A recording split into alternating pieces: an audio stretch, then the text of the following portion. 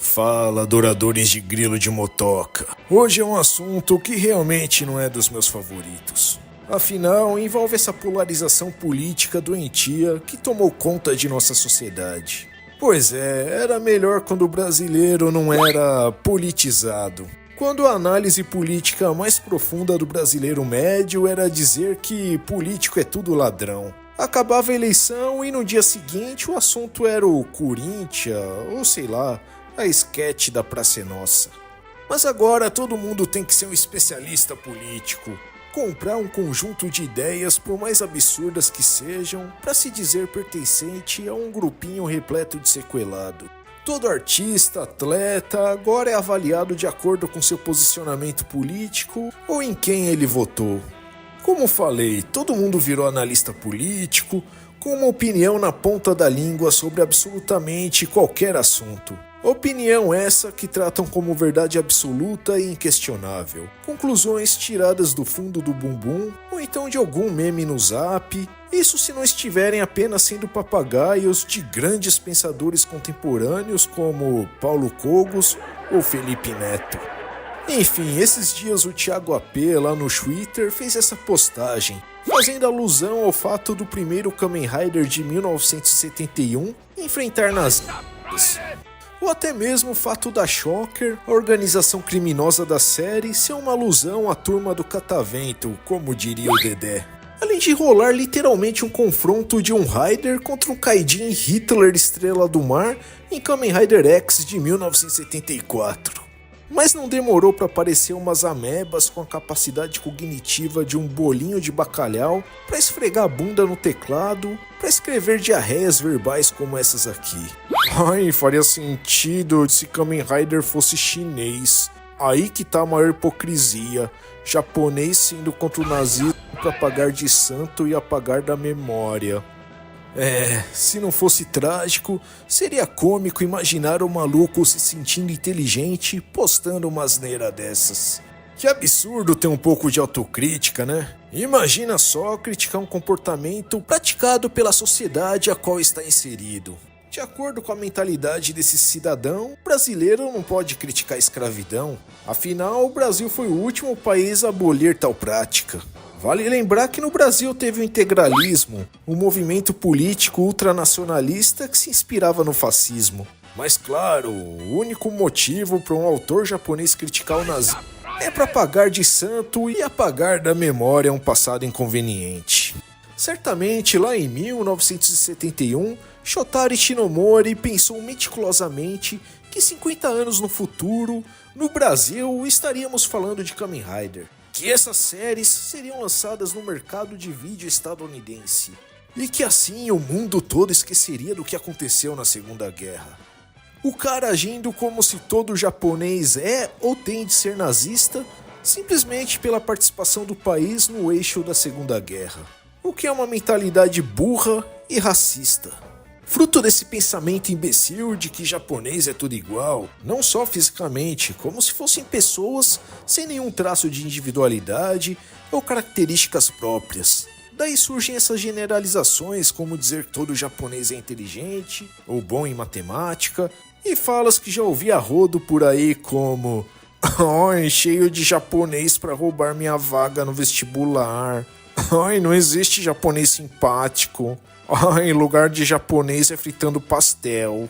Então, obviamente, os japoneses não passam de um amontoado de seres gerados via mitose, nascidos por divisão celular, criando um ser idêntico ao seu reprodutor, pessoas sem opiniões divergentes e personalidades distintas. Como detalhei na review do mangá original de Kamen Rider de 1971, Ishinomori fazia ferrenhas críticas à política japonesa do período. Aliás, não é raro encontrar obras japonesas que fazem uma autocrítica. Como exemplos mais recentes disso, posso citar Shin Godzilla, que é uma crítica excessiva à burocracia japonesa e políticos engravatados apenas priorizando suas carreiras enquanto o caos ocorre no país. Ou então Godzilla Minus One, que criticou o costume da sociedade japonesa em glorificar o sacrifício, e transmitindo a mensagem de se valorizar a vida em vez disso. Não é igual essas produções broxas estadunidenses que nunca fazem uma autocrítica ou assumem as responsabilidades de seus atos. sempre se pintando como os heróis virtuosos defensores da justiça. Mas mesmo os Estados Unidos sendo a pura imagem do egocentrismo, ainda existem produções americanas que são capazes de rir de si mesma e debochar do quão burro e alienado o americano médio consegue ser. E até mesmo dar uma zoadinha no American Way of Life. E falando sobre rir de si mesmo, Hermes e Renato é um perfeito exemplo disso no Brasil. Uma perfeita caricatura da sociedade brasileira. Mas pelo visto, só japonês não tem direito de realizar autocrítica, né? Aí sempre tem gente que usa o argumento falando das atrocidades cometidas pelo Japão pela Ásia. E óbvio que isso deve ser sim criticado, que não deve ser esquecido, e é um absurdo o Japão até hoje nunca ter ao menos se retratado a respeito. Sempre tem algum cabaço que aparece por aqui rasgando o bumbum por eu cumprir meu dever cívico, que é criticar as atitudes dos Estados Unidos. Essa cultura de agirem como se toda a produção cultural devesse seguir os moldes estadunidenses e tal. Ai, chama os outros de colonizado do Zewa, mas você é um lambibolas do Japão. Ai, você só paga pau pra coisa japonesa e age como se o Japão fosse perfeito. Primeiramente, pau no seu cu. Mas de certa forma, até sinto uma certa gratificação estar desagradando as pessoas certas. Esses otários assistem o vídeo com a bunda. Não veem que também critico obras japonesas, que não é raro falar de questões problemáticas da sociedade japonesa ou do meio otaku. Além de no vídeo sobre os filmes de Kung Fu, ter dito que era comum ter muito filme anti-japonês. E isso é totalmente justificado. E o mais irônico é que o cinema de Hong Kong fez muito sucesso no Japão. Além, é claro, de já ter feito vídeos sobre minhas séries americanas de comédia favoritas, constantemente meter referências a filmes hollywoodianos clássicos, cartoons antigos e assim por diante.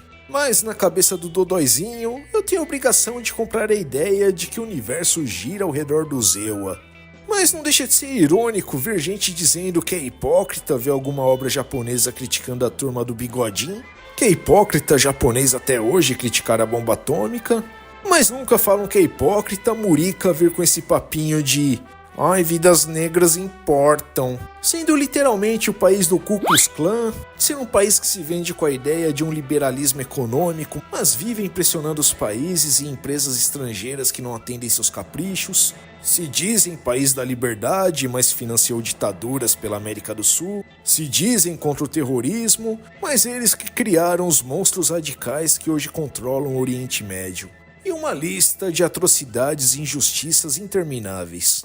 Ninguém chama estadunidense de hipócrita por criticar o nazismo, por mais que essa onda de eugenia racial ter sido defendida em vários países, inclusive no Zewa, né? Aliás, os States sempre foi associado com segregação racial. E por sua vez, essas ideologias de eugenia foram difundidas pelos ingleses, que constantemente defendiam ser superiores às raças de seus colonizados. Campos de concentração, então, não era exclusividade do bigoda. Aliás, Guantánamo manda abraços. Os Estados Unidos vende como se fosse uma prisão para terroristas ou criminosos de enorme periculosidade. Mas na realidade é um campo de concentração para quem é considerado inimigo do Zewa, onde existem sérios questionamentos sobre quem é enviado para lá, além de realizarem todo tipo de tortura.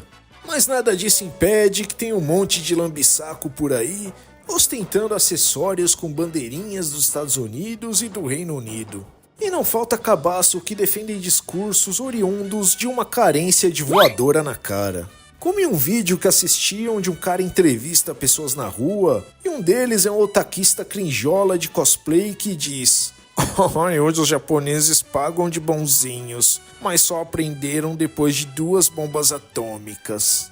Imagina ser imbecil o suficiente para tentar tornar justificável o uso de bomba atômica, reduzir milhares de civis em meras sombras, devastar cidades inteiras, condenar por anos toda a fauna e flora do local, além da radiação ter causado efeitos catastróficos, afetando até mesmo gerações seguintes. Mas depois disso tudo, agirem como se o 11 de setembro fosse o pior atentado terrorista da história. Ninguém fala do agente laranja usado pelos muricas no Vietnã, que causaram efeitos dignos do mais grotesco filme de horror e que até hoje continua contaminando o solo do país. Mas aí ninguém se importa, né? Quem liga pra esses orientais selvagens? Se não vivêssemos em um mundo hipócrita movido à indignação seletiva, seria senso comum dizer que os Estados Unidos são os maiores terroristas do século. E no fim pouco importa se é um imbecil brochonarista que tem sonhos molhados mamando a piroquinha laranja do Trump, enquanto segue sua incessante marcha contra a lacração.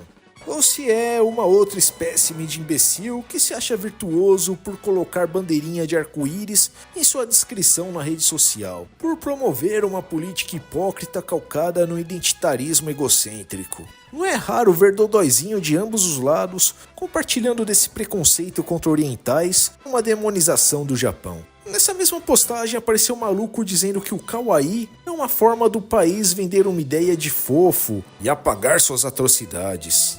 Sendo que o movimento kawaii surgiu nos anos 70 como uma forma de resistência e oposição das jovens japonesas contra as rígidas normas sociais e educacionais da sociedade nipônica. Inclusive existe o Abuna Kawaii, como um movimento artístico que mescla o fofo com elementos subversivos, sombrios e perigosos.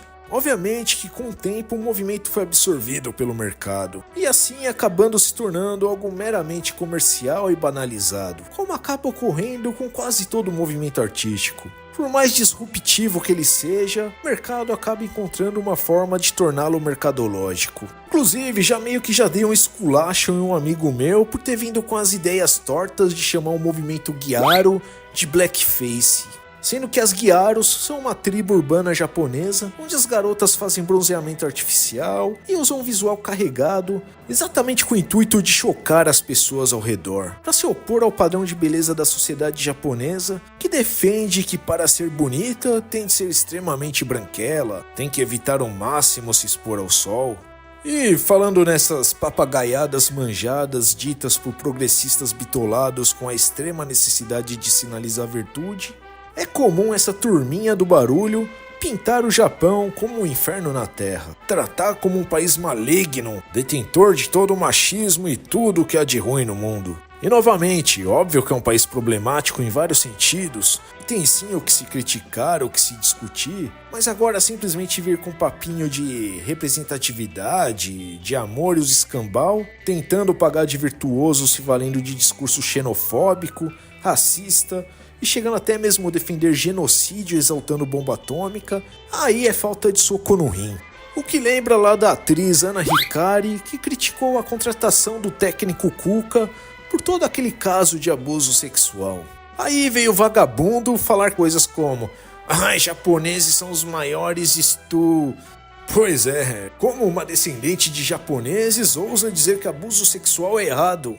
Aí esquecem que vivemos em um país onde temos figuras peculiares como o Calvo da Campari, onde até hoje se escuta falar nas ruas que essas menininhas pedem para serem abusadas por causa das roupas que elas vestem. Onde esses dias mesmo uma garota de 12 anos foi abusada.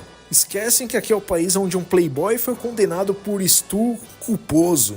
Que tem bancadas políticas que defendem o fim do aborto para meninas e mulheres vítimas de estupro. Que aqui é a terra do maníaco do parque e tantos outros. Mas essa mesma gente parece não se incomodar que até hoje tem bases militares em Okinawa, onde militares americanos, além de incomodarem a população local, militares esses responsáveis por casos de estupro e assassinato de mulheres japonesas. Mas aí não importa, né? Esse tipo de coisa deveria ser condenada e combatida independente das circunstâncias ou da nacionalidade. Mas como sempre, existe a tal da indignação seletiva.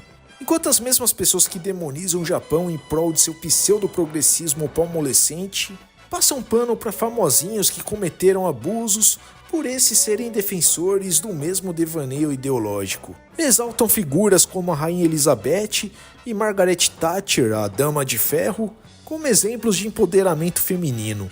Por mais que sejam figuras da elite que tenham fudido com a vida de pobre, né? Todos vocês não passam de uns hipócritas imundos, com a mente completamente dominada pelo eurocentrismo e com cérebros derretidos por décadas de lavagem cerebral estadunidense. Não passam de frutos do tal discurso do perigo amarelo, a metáfora racista que descreve os orientais como uma ameaça existencial para o mundo ocidental. Na época da Segunda Guerra, os Estados Unidos vendeu a ideia de Japão como inimigo, como seres bárbaros, incultos e cruéis. Após a guerra, se tornou conveniente aos Ewa construir para o mundo uma imagem de que japoneses são pacíficos, ou melhor, passivos, apáticos e inteligentes. Depois, o perigo amarelo passou a ser mais usado contra a China, afinal agora é ela quem ameaça a hegemonia estadunidense. E claro, vocês isentos de qualquer capacidade de reflexão, de questionamento, acabam caindo nesse joguinho de manipulação. Parabéns. Mas antes, uma palavrinha do patrocinador. Muito obrigado a todos vocês. Vocês ajudam a tornar esse canal possível.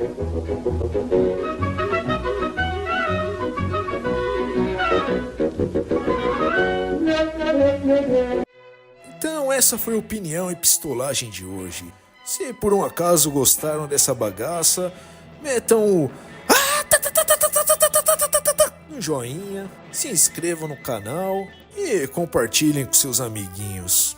Até o próximo vídeo. Fui.